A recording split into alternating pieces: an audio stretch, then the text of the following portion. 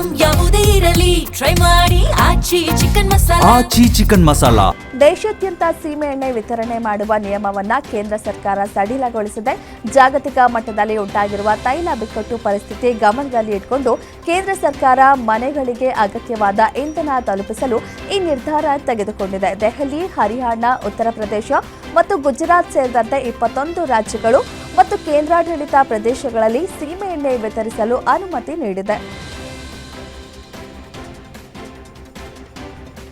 ಗ್ರಾಹಕರು ಲಾಕರ್ಗಳಲ್ಲಿ ಸಂಗ್ರಹಿಸುವ ಬೆಲೆ ಬಾಳುವ ವಸ್ತುಗಳನ್ನು ಬ್ಯಾಂಕ್ಗಳು ನೋಡಲು ಅಥವಾ ದಾಖಲಿಸಲು ಸಾಧ್ಯವಿಲ್ಲ. ಯಾಕೆಂದರೆ ಇದು ಬ್ಯಾಂಕಿಂಗ್ ನಿಯಮಗಳ ಉಲ್ಲಂಘನೆಗೆ ಕಾರಣವಾಗುತ್ತದೆ ಎಂದು ಹಣಕಾಸು ಸಚಿವೆ ನಿರ್ಮಲಾ ಸೀತಾರಾಮನ್ ಹೇಳಿದರು. ಮತವನ್ನು ನಕ್ಸಲಿಸಂನಿಂದ ಮುಕ್ತಗೊಳಿಸಲು ನೀಡಲಾಗಿದ್ದ ಗಡುವು ಇಂದು ಅಂತ್ಯವಾಗಿದೆ. ಈ ಗಡುವಿಗೆ 1 ದಿನ ಮೊದಲು ಇಂದು ಲೋಕಸಭೆಯಲ್ಲಿ ನಕ್ಸಲಿಸಂ ವಿರುದ್ಧ ಸರ್ಕಾರ ತೆಗೆದುಕೊಂಡ ಕ್ರಮಗಳು ಮತ್ತು ಅದರ ಭವಿಷ್ಯದ ಕಾರ್ಯತಂತ್ರದ ಬಗ್ಗೆ ಲೋಕಸಭೆಗೆ ಮಾಹಿತಿ ನೀಡಿದರು. ಭಾರತದಲ್ಲಿ ಕಮ್ಯುನಿಸ್ಟ್ ಪರಿಚಯಿಸಿದ್ದೇ ರಷ್ಯಾ ಎಂದು ಮಾತು ಆರಂಭಿಸಿದ ಗೃಹ ಮಂತ್ರಿ ಅಮಿತ್ ಶಾ, ದೇಶದಲ್ಲಿ ದಶಕಗಳ ಕಾಲ ನಕ್ಸಲರು ಪರ್ಯಾಯ ಸರ್ಕಾರವನ್ನೇ ನಡೆಸಿದ್ರು.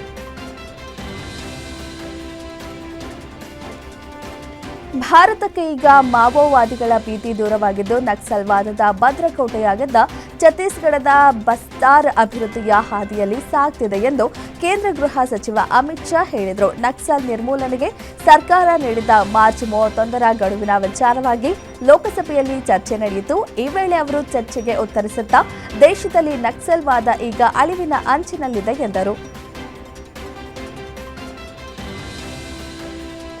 ಗುಜರಾತ್ನಲ್ಲಿ ದಲಿತರು, ಆದಿವಾಸಿಗಳ ಮೇಲಿನ ದೌರ್ಜನ್ಯ ಹೆಚ್ಚುತ್ತಿದೆ ಎಂದು ಬಿಜೆಪಿ ಗುರಿಯಾಗಿಸಿಕೊಂಡು ವಿರೋಧ ಪಕ್ಷದ ನಾಯಕ ರಾಹುಲ್ ಗಾಂಧಿ ಗಂಭೀರ ಆರೋಪ ಮಾಡಿದ್ದಾರೆ.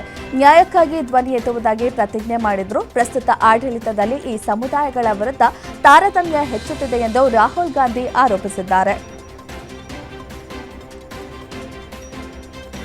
ಪ್ರಸ್ತಾವಿತ ಎಫ್ಸಿಆರ್ಎ ವಿದೇಶಿ ದೇಣಿಗೆ ನಿಯಂತ್ರಣ ಕಾಯ್ದೆ ತಿದ್ದುಪಡಿಗಳ ಅಡಿ ಆರ್ಎಸ್ಎಸ್ ಮಾತ್ರ ವಿದೇಶಿ ಹಣವನ್ನು ಸ್ವೀಕರಿಸಲು ಸಾಧ್ಯವಾಗುತ್ತದೆ ಹಾಗೂ ಮತ್ತು ಇತರ ಸಂಸ್ಥೆಗಳು ವಿದೇಶಿ ಹಣವನ್ನು ಪಡೆಯುವುದನ್ನು ನಿರ್ಬಂಧಿಸಲ್ಪಡುತ್ತವೆ ಎಂದು ಕಾಂಗ್ರೆಸ್ ನಾಯಕ ರಾಹುಲ್ ಗಾಂಧಿ ಗಂಭೀರ ಆರೋಪ ಮಾಡಿದ್ದಾರೆ. ಕಾಯ್ದೆ ತಿದ್ದುಪಡಿ ಮಸೂದೆಯನ್ನು ಪರಿಚಯಿಸುತ್ತಿರುವುದು ಗಂಭೀರ ಕಳವಳಗಳನ್ನು ಹುಟ್ಟುಹಾಕಿದೆ ಎಂದು ಹೇಳಿದ್ದಾರೆ. ಏಪ್ರಿಲ್ 23ರಂದು ನಡೆಯಲಿರುವ ತಮಿಳುನಾಡು ವಿಧಾನಸಭಾ ಚುನಾವಣೆಗೆ ಮುಖ್ಯಮಂತ್ರಿ ಎಂಕೆ ಸ್ಟಾಲಿನ್ ಮತ್ತು ಪ್ರತಿಸ್ಪರ್ಧಿ ಟಿವಿಕೆ ಪಕ್ಷದ ಮುಖ್ಯಸ್ಥರಾದ ವಿಜಯ್ ನಾಮಪತ್ರ ಸಲ್ಲಿಸಿದ್ದಾರೆ.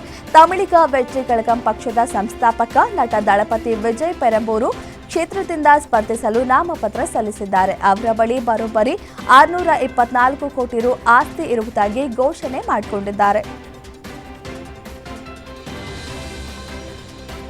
ಇದೇ ಮೊದಲ ಬಾರಿಗೆ ಚುನಾವಣಾ ಅಖಾಡಕ್ಕೆ ಇಳಿದಿರುವ ಟಿವಿಕೆ ಅಧ್ಯಕ್ಷ ಹಾಗೂ ನಟ ವಿಜಯ್ ಅವರಿಗೆ ಚೆನ್ನೈನಲ್ಲಿ ಸೂಕ್ತ ಪೊಲೀಸ್ ಭದ್ರತೆ ಮತ್ತು ಬೆಂಗಾವಲು ಇಲ್ಲ ಎಂದು ಆರೋಪಿಸಿ ಟಿವಿಕೆ ತಮಿಳುನಾಡಿನ ಮುಖ್ಯ ಚುನಾವಣಾ ಅಧಿಕಾರಿಗೆ ದೂರು ನೀಡಿದೆ. ಸೂಕ್ತ ಭದ್ರತೆ ಇಲ್ಲದ ಕಾರಣ ವಿಲ್ಲಿವೆಕ್ಕಂನಲ್ಲಿ ಪಕ್ಷವು ತನ್ನ ನಿಗದಿತ ಮತ್ತು ಅಧಿಕೃತವಾಗಿ ಅನುಮತಿ ಪಡೆದ ಪ್ರಚಾರವನ್ನು ರದ್ದುಗೊಳಿಸಿದೆ.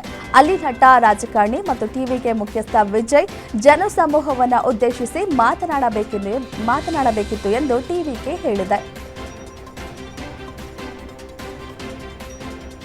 ಏಪ್ರಿಲ್ 23ರಂದು ನಡೆಯಲಿರುವ ತಮಿಳುನಾಡು ವಿಧಾನಸಭಾ ಚುನಾವಣೆಗೆ ಮುಖ್ಯಮಂತ್ರಿ ಎಂಕೆ ಸ್ಟಾಲಿನ್ ಮತ್ತು ಪ್ರತಿಸ್ಪರ್ಧಿ ಟಿವಿಕೆ ಪಕ್ಷದ ಮುಖ್ಯಸ್ಥರಾದ ವಿಜಯ್ ಅವರು ಇಂದು ನಾಮಪತ್ರ ಸಲ್ಲಿಸಿದ್ದಾರೆ. ಹಾಲಿ ಸರ್ಕಾರದ ಅವಧಿ ಮೇ 10ರಂದು ಮುಕ್ತಾಯಗೊಳ್ಳಲಿದೆ. ಹಾಗಾಗಿ ಏಪ್ರಿಲ್ 23ರಂದು ಒಂದೇ ಹಂತದಲ್ಲಿ 234 ಕ್ಷೇತ್ರಗಳಿಗೆ ಮತದಾನ ನಡೆಯಲಿದ್ದು ಮೇ 4ರಂದು ಫಲಿತಾಂಶ ಪ್ರಕಟವಾಗಲಿದೆ. ಬಿಹಾರ ರಾಜಕೀಯದಲ್ಲಿ ದಶಕಗಳ ಕಾಲ ಆಧಿಪತ್ಯ ನಡೆಸಿದ್ದ ಮುಖ್ಯಮಂತ್ರಿ ನಿತೀಶ್ ಕುಮಾರ್ ಈಗ ತಮ್ಮ ರಾಜಕೀಯ ಜೀವನದ ಹೊಸ ಅಧ್ಯಾಯಕ್ಕೆ ನಾಂದಿ ಹಾಡಿದ್ದಾರೆ. ನಿತೀಶ್ ಕುಮಾರ್ ಅವರು ಬಿಹಾರ ವಿಧಾನ ಪರಿಷತ್ ಸದಸ್ಯತ್ವಕ್ಕೆ ಅಧಿಕೃತವಾಗಿ ರಾಜೀನಾಮೆ ನೀಡುವ ಮೂಲಕ ರಾಜ್ಯ ರಾಜಕಾರಣದಿಂದ ರಾಷ್ಟ್ರ ರಾಜಕಾರಣಕ್ಕೆ ಹೆಜ್ಜೆ ಇಟ್ಟಿದ್ದಾರೆ. ಈ ಹಿನ್ನೆಲೆಯಲ್ಲಿ ಅವರು ಶೀಘ್ರದಲ್ಲೇ ಮುಖ್ಯಮಂತ್ರಿ ಸ್ಥಾನಕ್ಕೂ ರಾಜೀನಾಮೆ ನೀಡಲಿದ್ದಾರೆ ಎಂಬ ಮಾತುಗಳು ಕೇಳಿ ಬರ್ತಿವೆ.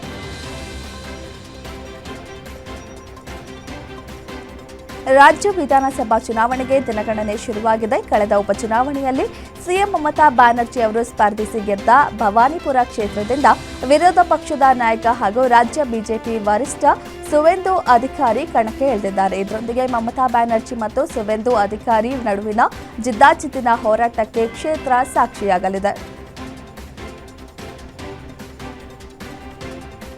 ನೌಕಾಪಡೆಯ ಸಿಬ್ಬಂದಿ ತನ್ನ ಪ್ರೇಯಸಿಯನ್ನ ಮನೆಯಲ್ಲಿ ಕೊಲೆ ಮಾಡಿ ದೇಹವನ್ನ ಕತ್ತರಿಸಿ ಫ್ರಿಡ್ಜ್ನಲ್ಲಿರುವ ಘಟನೆ ವಿಶಾಖಪಟ್ಟಣಂನಲ್ಲಿ ನಡೆದಿದೆ. ಆರೋಪಿ ರವೀಂದ್ರ ತನ್ನ ಪತ್ನಿ ತವರು ಮನೆಗೆ ಹೋಗಿದ್ದ ಸಂದರ್ಭದಲ್ಲಿ ಪ್ರೇಯಸಿಯನ್ನ ಮನೆಗೆ ಕರೆಸಿಕೊಂಡು ಆಕೆಯನ್ನ ಕೊಲೆ ಮಾಡಿದ್ದಾನೆ.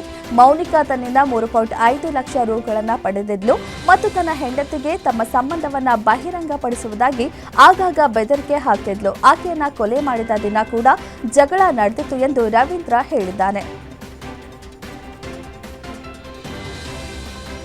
ಬಾಂಗ್ಲಾದೇಶದಲ್ಲಿ ನೆಲೆಸಿ ಭಾರತದ ಮೇಲೆ ಭಯೋತ್ಪಾದಕ ದಾಳಿಗೆ ಹೊಂಚು ಹಾಕಿದ್ದ ಲಷ್ಕರ್ ಎ ತೈಬಾ ಕಮಾಂಡರ್ ಶಬೀರ್ ಅಹಮದ್ ಲೋನ್ನನ್ನ ಬಾಂಗ್ಲಾ ಗಡಿಯಲ್ಲಿ ದೆಹಲಿ ಪೊಲೀಸರು ಬಂಧಿಸಿದ್ದಾರೆ.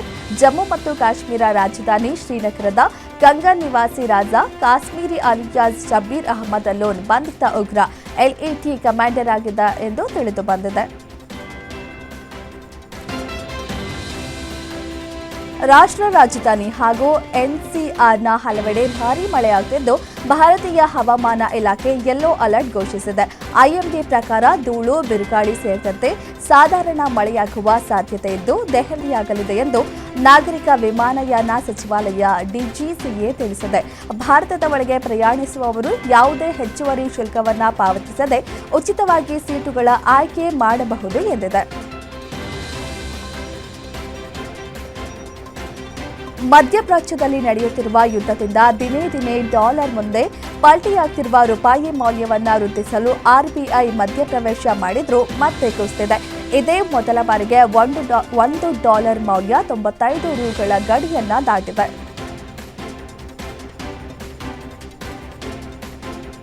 ಅಮೆರಿಕ, ಇಸ್ರೇಲ್ ಮತ್ತು ಇರಾನ್ ಸಂಘರ್ಷದ ಜ್ವಾಲೆ ಇಡೀ ಮಧ್ಯಪ್ರಾಚ್ಯವನ್ನ ಸುಡ್ತಿದೆ. ಈಗಾಗಲೇ ಯುದ್ಧ ಬೇಗ ಮುಗಿಸಲು ಇರಾನ್ ಜೊತೆ ಅಮೆರಿಕ ನಡೆಸುತ್ತಿರುವ ಮಾತುಕತೆ ಪ್ರಗತಿಯಲ್ಲಿದೆ. ಬೇಗ ಒಂದು ಒಪ್ಪಂದ ಏರ್ಪಡುವಂತಿದೆ. ಒಂದು ವೇಳೆ ಡೀಲ್ ಆಗದಿದ್ದರೆ ಇರಾನ್ನ ವಿದ್ಯುತ್ ಘಟಕಗಳು, ತೈಲ ಘಟಕಗಳು ಮತ್ತು ಕರ್ಗ್ ದ್ವೀಪವನ್ನು ಉಡಾಯಿಸಿಯೇ ಅಮೆರಿಕವು ಇಲ್ಲಿಂದ ನಿರ್ಗಮಿಸುವುದು ಎಂದು ಟ್ರಂಪ್ ವಾರ್ನಿಂಗ್ ಕೊಟ್ಟಿದ್ದಾರೆ. ಟ್ರಂಪ್ ಅವರು ತಮ್ಮ ಟ್ರೂತ್ ಸೋಷಿಯಲ್ನಲ್ಲಿ ಈ ಬಗ್ಗೆ ಒಂದು ಪೋಸ್ಟ್ ಹಾಕಿದ್ದಾರೆ.